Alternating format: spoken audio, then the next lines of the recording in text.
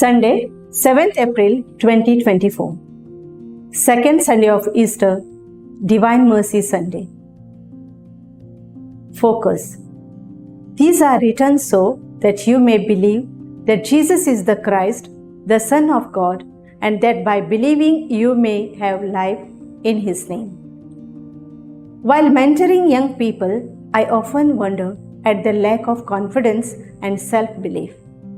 Is it due to their humble origins or negative life scripts, or because of hyper-criticism whilst growing up? On this Feast of Divine Mercy, I see two things. First, St. Thomas, also known as the twin, as a kind of twin of myself, someone who is always questioning, because faith is often accompanied by doubt. But I also see courage.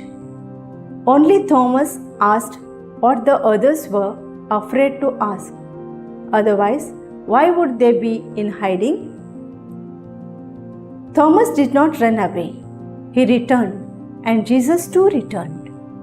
And in His divine mercy, Jesus saw, without judging, Thomas's skepticism, and He understood that it came from great disappointment and the inability to cross over to hope.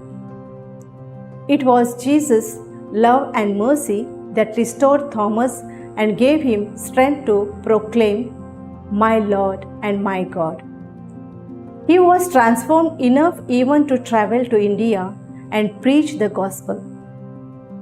So we celebrate two things: God, who comes to us when we are down and ready to give up, and the faith that Jesus commends, "Blessed are those who believe without seeing." Fruit. Can we emulate Jesus and bring hope to the fallen so that they believe and live again?